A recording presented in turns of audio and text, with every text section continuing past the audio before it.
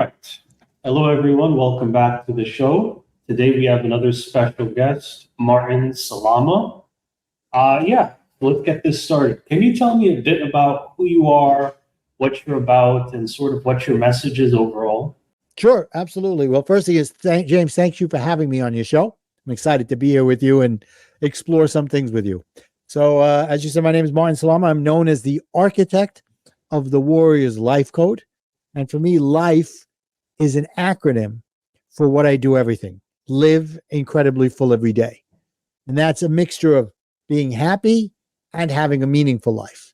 Because you could be happy without having meaning in your life, or you could have meaning in your life and not be happy. So it's a mixture of both. Happiness to me is self-love, self-care, even selfish. Whereas meaningful is selfless. What are you doing for others? What impact are you making on your world, on your community, on the person next to you? So it's a mix of both. Live incredibly full every day. And so that's what my coaching is about. And that comes from many years of my not living that way and creating a program around that and expanding it as I go along to other things as well. But mostly it's about helping people shift their mindset from lack to abundance, or as I like to say, from self-conscious to self-aware. So, what's the difference between self-conscious and self-aware? That's a great question. So many people think that they're self-conscious, only to find out after talking to me they're self-aware. Only after finding out, talking to me a little bit, they're more self-conscious than self-aware. So I came out with a card deck as part of my coaching program. And if it would be okay, I can just read straight from the card what the difference between the two is. Please. Cool.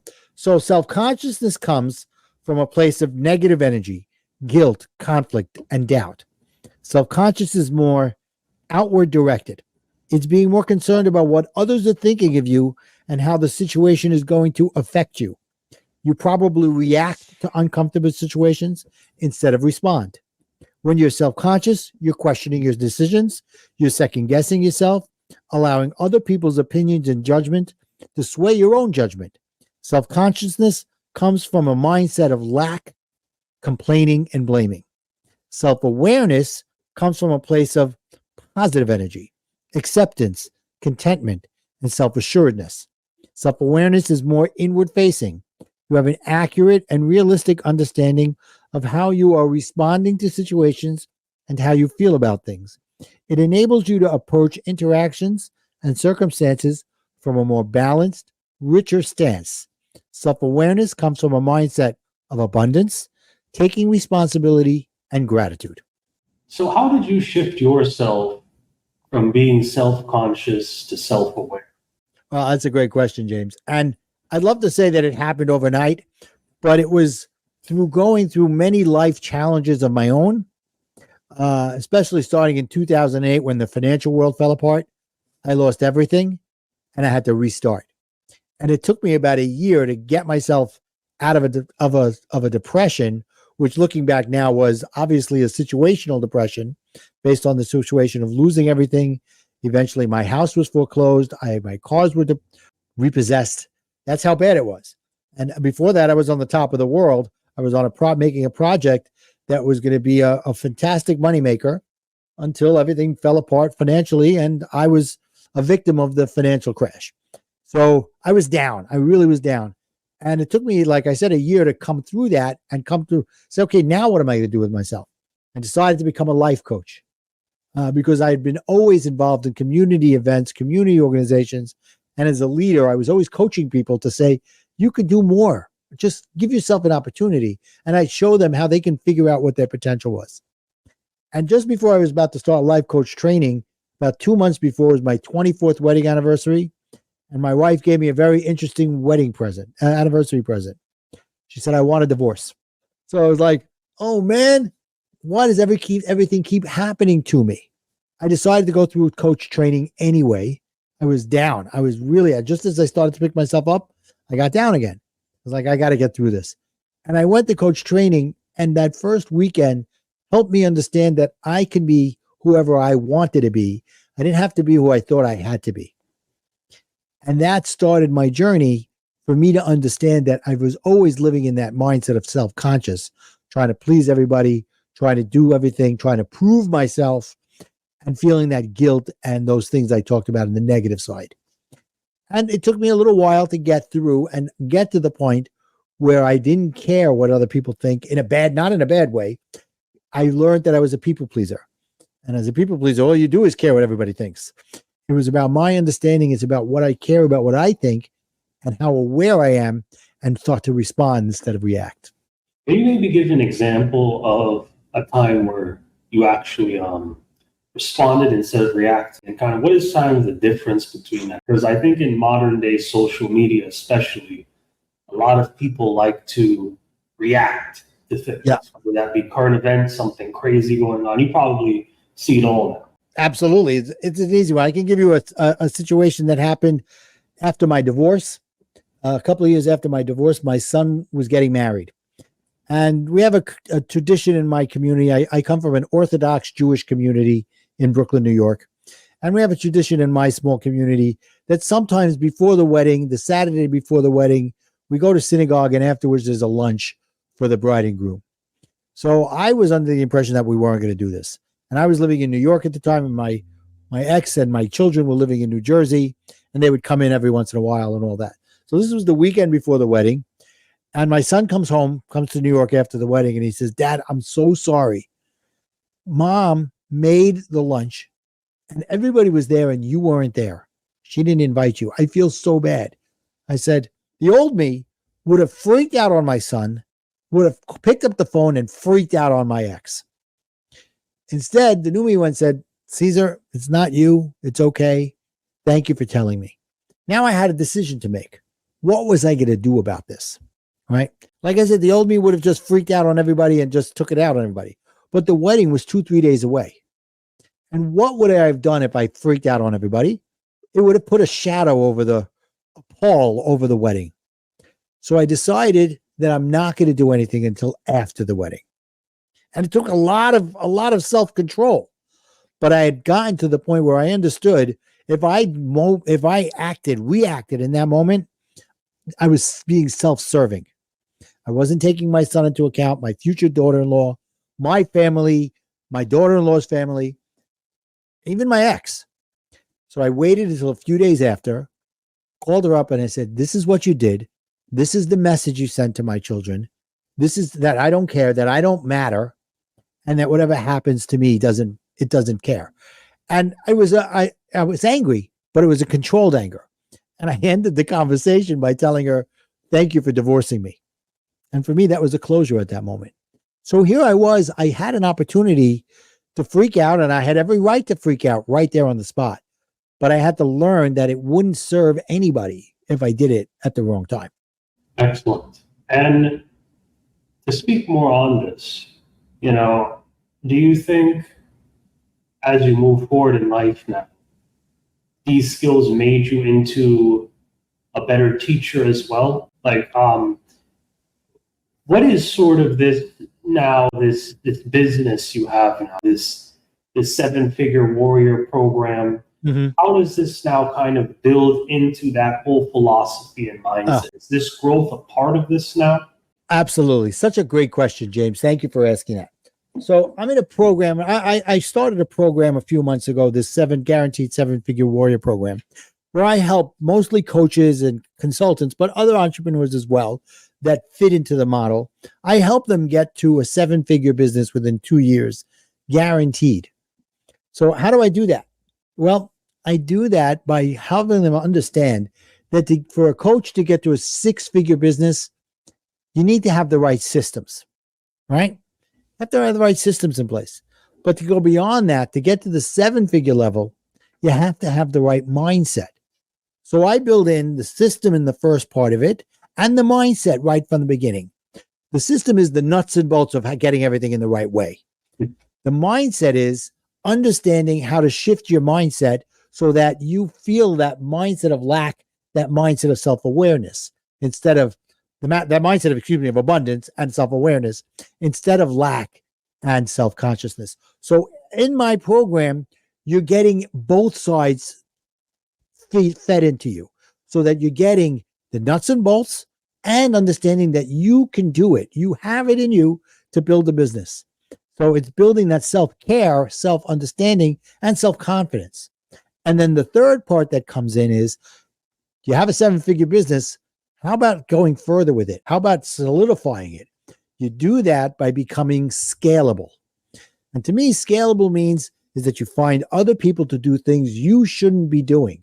And I read a great book over the last year. I've been doing this for a while, but this book, it's called Who Not How. I didn't write it. I'm not making any money on it, right? It says, find the people around you to do the things you don't want to do or you don't know how to do. Find the who's to do those things better, faster, and more efficiently than you. Okay. So who were the specific who's in your life, as you would phrase it?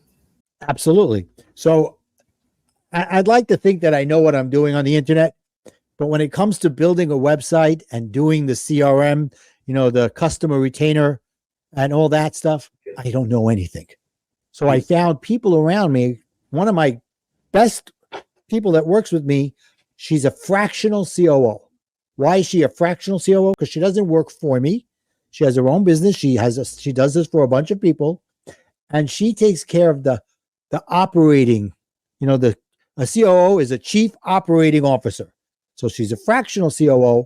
So she comes in and does work with me and helps me set up things behind the scenes that I don't know how to do. And if I did know how to do, I'm staying out of my lane of genius.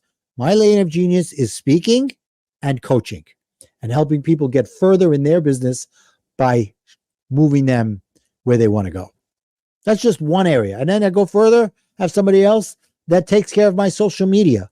They run it by me and they go, what do you think of this? And I have the final say, but they build it and they say, can you do a video for me this long talking about this subject? And I'm like, yeah, I can do that.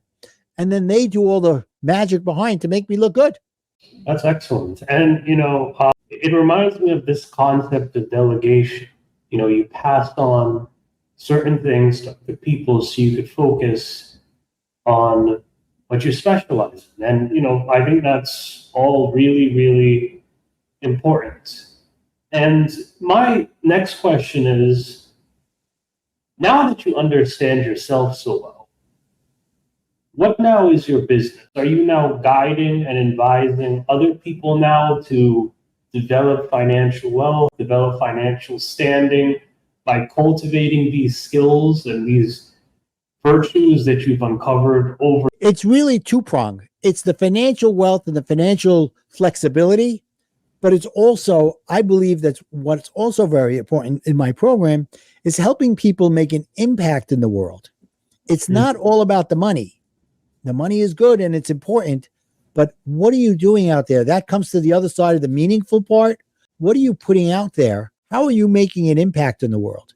So by helping them develop what they're good at, right? And I'm very intuitive in that way. Sit with me for a while, for a short time, and I can help a person figure out where they're going and why they're going there with their help, asking questions. That's what a coach does. It's really in them, but helping them cultivate it so that they can build their program to make an impact and make money. Excellent. And so your goal essentially is not money, but it's sort of to help them achieve a sense of fulfillment. A sense of fulfillment in themselves and help others find that fulfillment within themselves. Okay, I'm very interested to know now. Let's start figuring out, okay, so what are some of your best success stories? What are some of the people that you've changed that may have riveted you or, influenced you the most or made you feel the most proudest of what you did? And sort of what type of joy do you get? It's that moment. And I wasn't always doing this. Is a new program for me. I started this in the first quarter of 2024. And these people are now starting to see the beginning fruits of what they're putting in. But for years, I was helping other people with that mindset shift. Okay. So I've had people come to me and say, in the past, I thought I was just a vehicle to help somebody else be happy. And that was fine in their business. Now I want to be happy. And because of what I've learned for you, I am happy and I'm able to help others as well.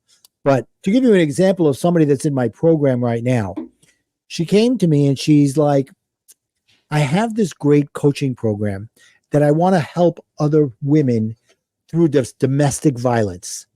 She says, but I really want to help coaches, develop coaches to help other women with the domestic violence. So after talking with her, I said, so you basically have two streams of income that we can develop for you.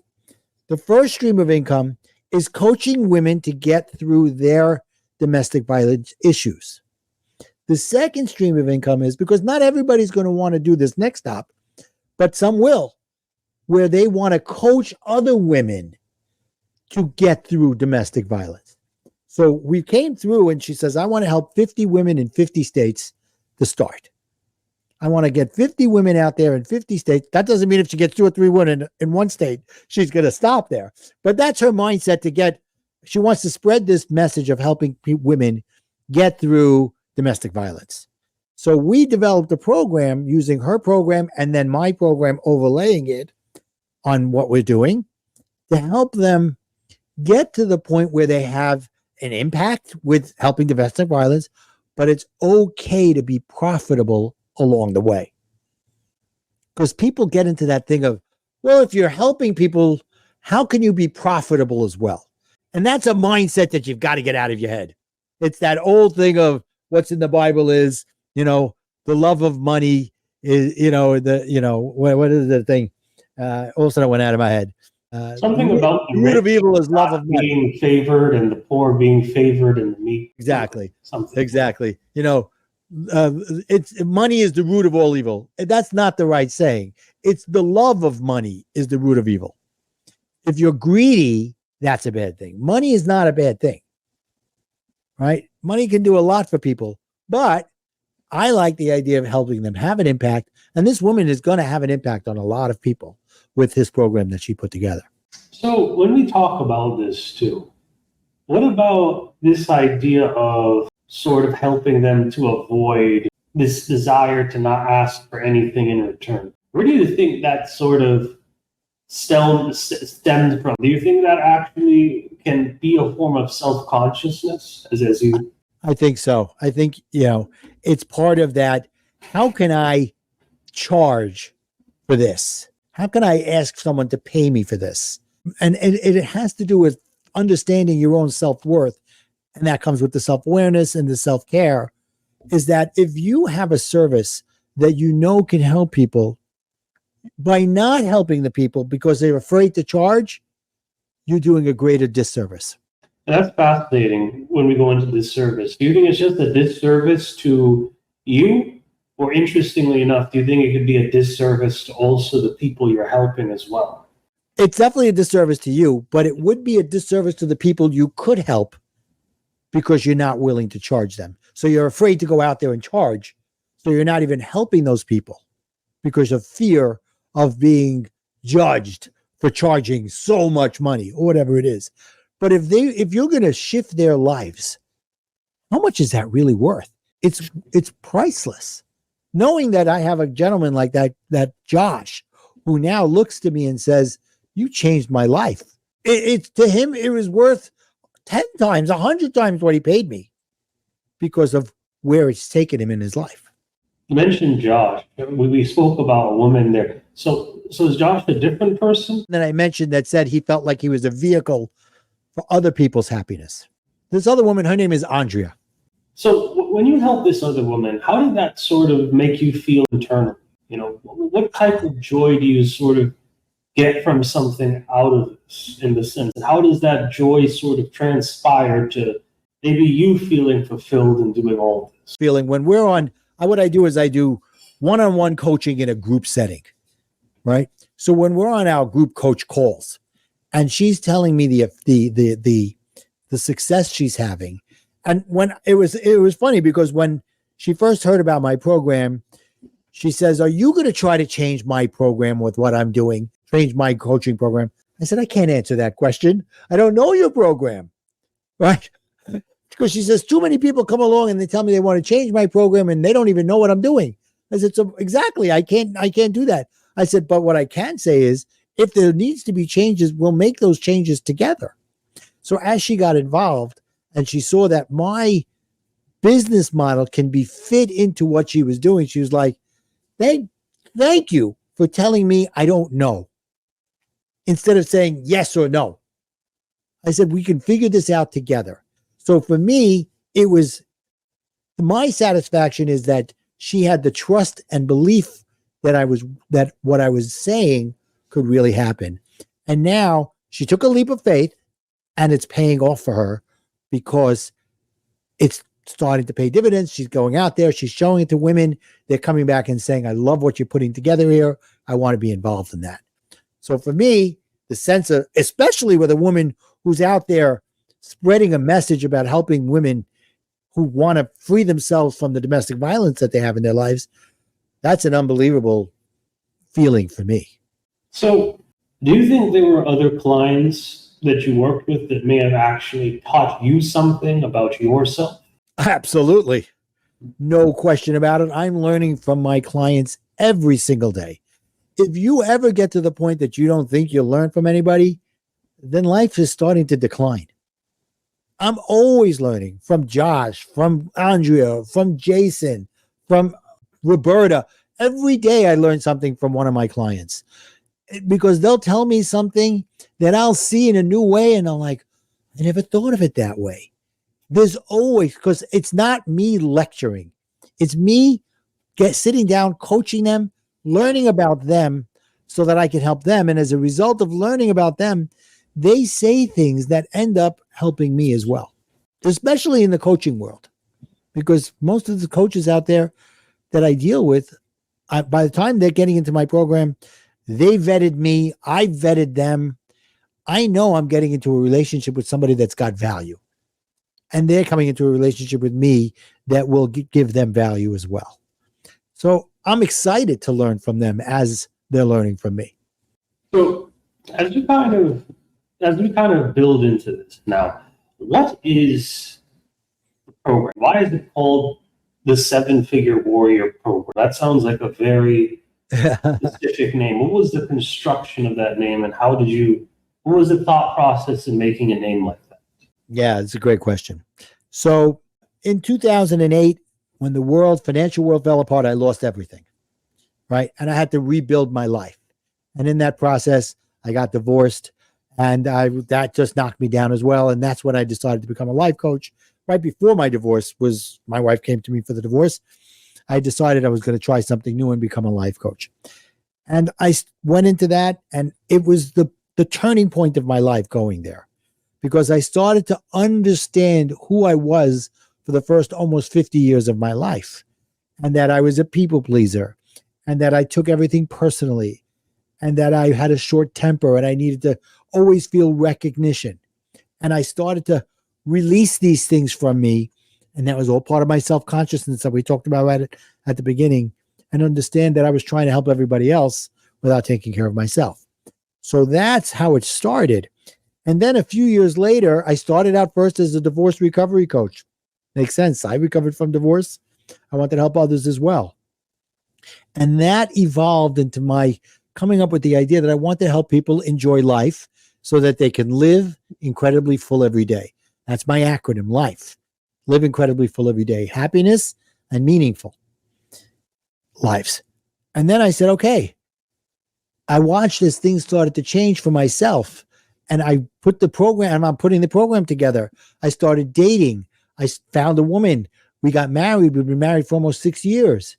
Now it comes to 2020. Something crazy happens in the world in March of 2020, James. This word called COVID comes into our world. You remember that? Yes. Right. So we all become locked in our houses. And then they're like, it's only going to be 2-3 weeks. I'm like, okay, we'll see what happens. 2-3 weeks, we're still there. 2-3 months, we're still there. I turned to I'm going out every day. I'm putting on the mask. I'm even putting on gloves. I'm going shopping to the supermarket, whatever. My wife is now working from the house. The kids are learning from the house. Her children, my children, two of them are married. Another one is 30 years old on his own. Another one lives with her mom most of the time. But we're good, right? And all this is happening. And I tell my wife, I live in New York, Brooklyn, New York. Let's go to Manhattan. Let's go to the city. We drive to the city. And if you know anything about driving in New York City, To go down Fifth Avenue could take you a long time. Well, that day I was able to go straight down Fifth Avenue without missing a traffic light. That's how few cars were out. That's how few people were out. And I looked around and I was like, where is everybody? What is everybody so worried about? And I realized that the 10, 12 years before that, losing all my money, going through a divorce and other things had gotten me to understand that whatever comes my way, I can get through it. Because instead of things happening to me, is how I felt after my divorce and after losing everything in 2008, which is me blaming everybody else, things happened through me.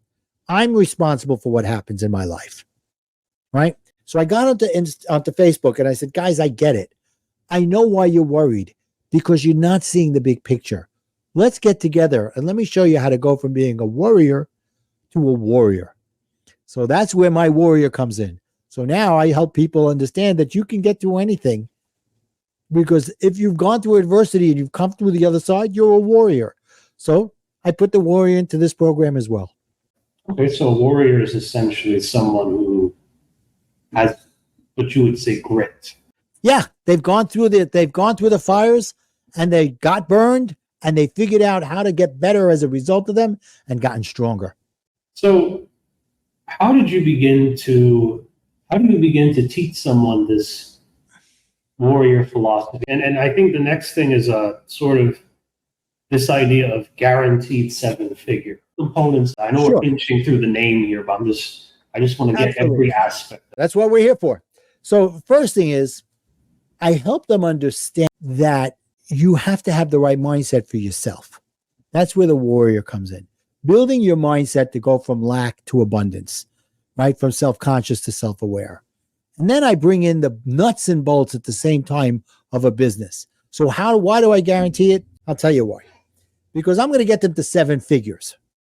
Okay? But it's not those kind of programs that I've been involved in the past that I bought into, where they said, oh, this is going to be a done for you or a done with you program.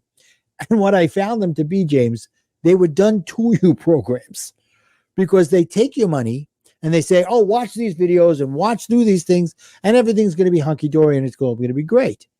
But they don't tell you that there's a lot of things that you don't know how to do. And if you don't know how to do it, you're not going to succeed. So I said, I'm going to put together a program where it's comprehensive and we hold their hands and we do these one-on-one in group settings so that the other people that are listening could learn as well, as we talked about earlier. You could always learn from other people in the group. They may have a question that you didn't think of that now gets you going down another way and thinking of a different way. So the nuts and bolts are there. The mindset is there. Now, how do I guarantee it? Because I use something called the risk reversal strategy. I tell them the cost of my program is this, but I'm only going to ask you for 12.5% now. Only 12.5%. And then you don't pay me again until you get financial results from the work we're doing together. So I'm not just coaching them on information. I'm coaching them to get results. And along the way, they're also going to get the infrastructure that they need for the website and some pages that are templates, as well as putting together for them a done-for-you workshop so that they're successful. Each thing, they come along as they're going, and we show them how to find their right fit client and their right fit audience. So it's a risk reversal, because I'm telling them I'm putting the risk on me, because I'm not successful until you're successful. And then when you're successful, how much do you want to pay me to keep being even more successful? And there's a limit. I'm not asking for you to pay me forever. When you hit the numbers, when we get to the $1 million, you're done. You pay me the last payment, but we're still partners together in different ways, because I want to build relationships with these people to help them go to 7 figures, 8 figures, and whatever. So, and then we come up with different things, but it's right now getting them to 7 figures. And I can do it within 2 years if they follow what I tell them to do, even less. But I build in a little bit of who knows, life may get in the way. One of my clients, a month or 2 months after he signed up, had an appendicitis attack. And as a result, he's had other health issues come along. So I'm contacting him. When you're ready, I'm here for you. And he's doing it at his pace. Hopefully, he'll feel well enough that he can start to accelerate. Excellent. And When it comes to, this idea of, the next step now, which is bring these clients in, what would you consider your ideal client? What would you consider a client that is not ideal at all for this? That's a great question. To me, an ideal client is someone who understands as a coach that they have something to offer and they're not sure how to get it out there. But they're also willing to do the work and willing to take an understanding that the way they've been doing things maybe isn't the best way, and that it's okay to try things and see how they do it. Don't wait for the plane to be built to start flying. The client that is not ideal are a couple of different ones. One who thinks they know it all and not willing to listen, not willing to learn, not willing to grow, and one who's afraid to take a chance because they think they may fail. You don't learn if you don't fail. Failure is what I look at as a way of saying, I know. Look at Thomas Edison. He had 1,000 ways of how not to make a light bulb. He said, they said, you failed 1,000 times. He goes, no, I figured 1,000 ways how not to make a light bulb until I found a way to make a light bulb. So it's about willing to take a risk, but in the right type of risks. And someone who's not willing to stretch themselves, they're already telling me they're not willing to do the work for themselves. So when it comes to working with your clients, most of the time when I'm listening to you, you do a lot of one-on-one coaching. I'm not really hearing too much discussion on group coaching. And again, that's just my perception of listening. So I don't do a lot of one-on-one coaching. I do a lot of group coaching, one-on-one coaching in a group setting. Oh, okay. Right. So they're all there. They come with whatever they questions they've got or issues, and everybody else is in the call as well because we're in a safe space. And Andrea's got a question she's working through. Jason is watching and listening, and he goes, oh, I didn't think of it that way. Wait a minute. And then it's his turn. I got a question based on what Andrea did. That's one-on-one coaching in a group setting. Now I'm maximizing my time and maximizing my efforts while minimizing my time. I teach the same way for them. That's really interesting because it shows that you really do care about them. Because when you were speaking to me about them, you were speaking to me as if they were all individuals and you were all dealing with them each in their own individual block. You weren't talking about it like they were just a group of people. So that really shows that you really do put a lot of concentration into these people. They're like my children. I care about each one of them. That's why I say they vet me. I vet them. I want to make sure who's ever going to come into this program, the chances of success are great because we understand each other. We've clicked and they're willing to do the work. And I'm willing to give them everything I've got of me because they're willing to do the work. Okay. When it comes to that willingness to do the work, though, how do you see that? How do I see the work? How do I see the willingness? See that within them to actually put the work in? Well, with them, which I call a strategy session. Okay. And the first part of the strategy session is understanding who they are now and who they want to be. Before I even talk about my program, I'm qualifying them for themselves as well as for me. I'm going through a series of questions and I build a mind map on their questions, on my questions and their answers to see how much do they really want what they say they want and how coachable are they and what are they willing to do? I'm not asking them to put in 40 hours a week. I'm asking them to put in a few hours a week so that they can get where they want to go by following a proven system that I've learned from someone else and cultivated to be under my way of doing it, which I've customized for me is a better way of putting it, and my clients. So when it comes to your clients, do you have a max number of people that you work with?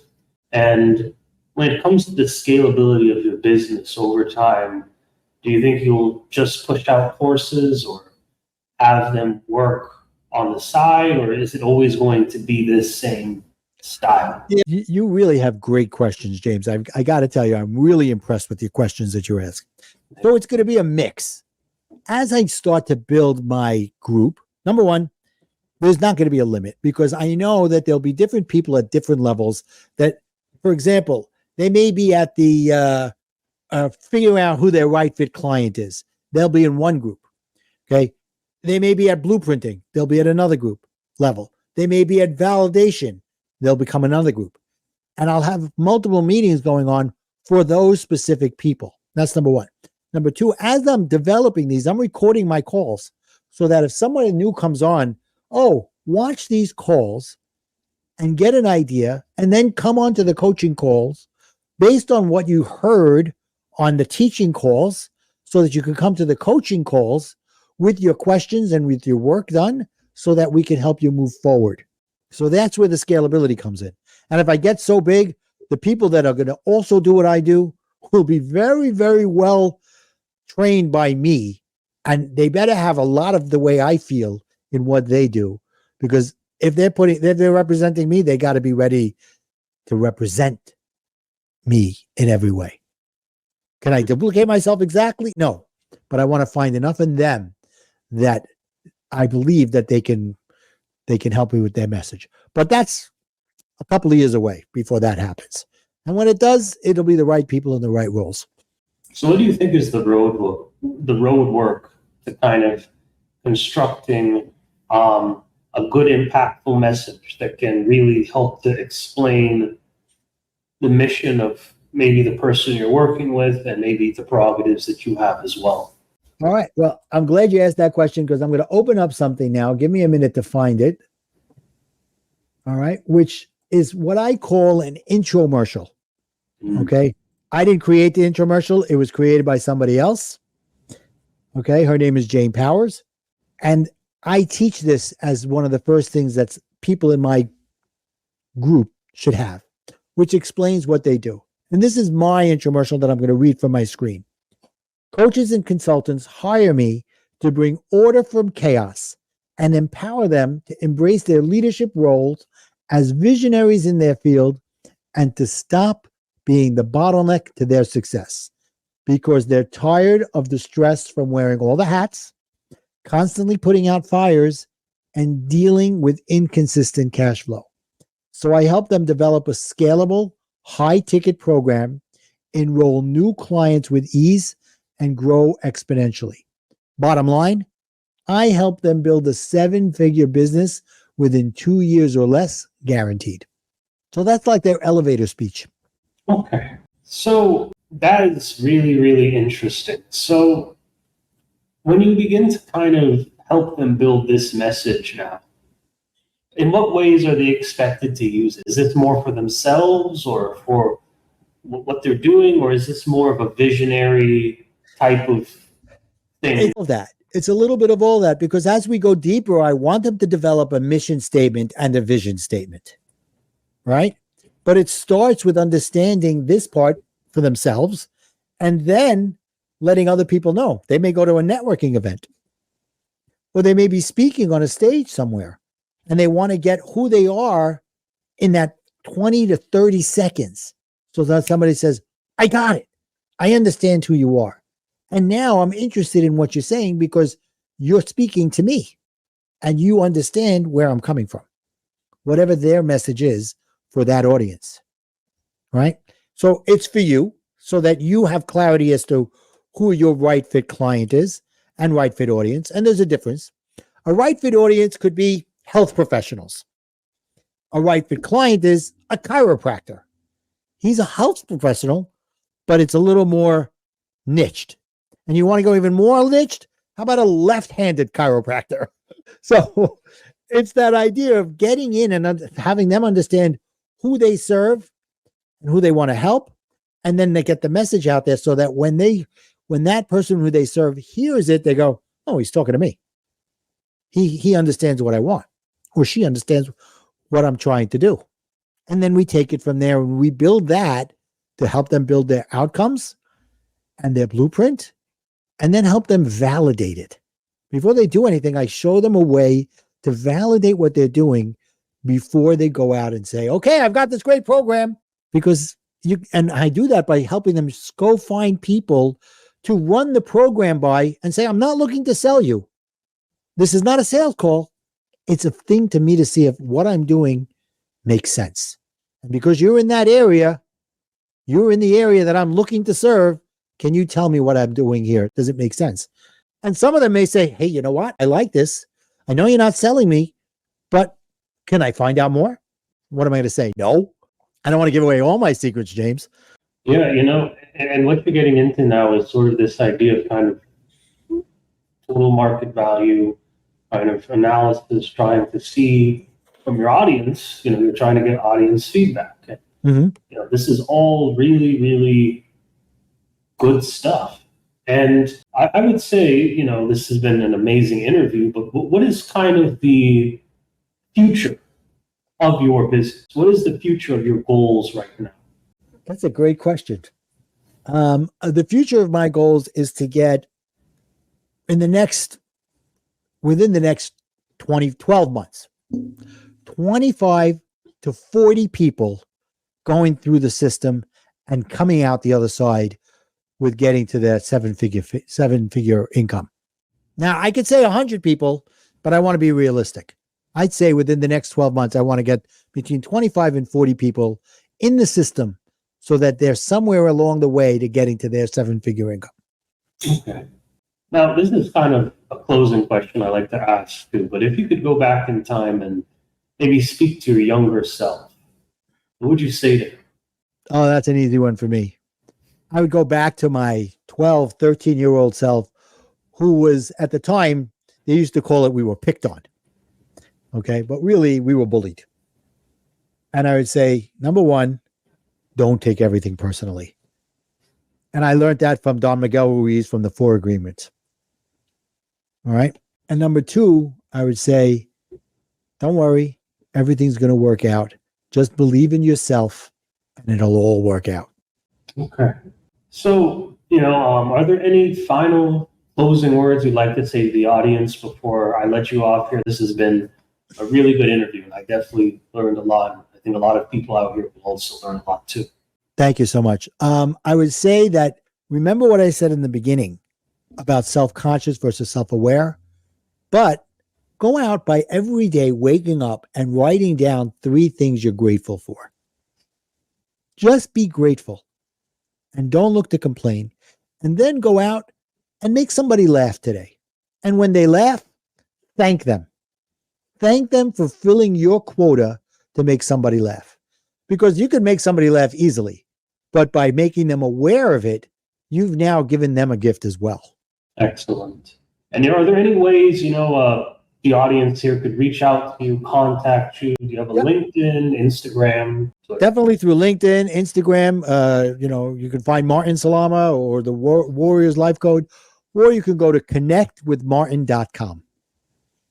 On there, you can get my book, you can get my cards, my card deck. You can make an appointment to learn some more about what I'm doing. And there's some other free gifts there as well. Some of the things I teach in my book and my cards. Okay. All right. Well, Martin, thank you again for being on the show. And I'd also like to thank everyone else for watching this show. I will see you all next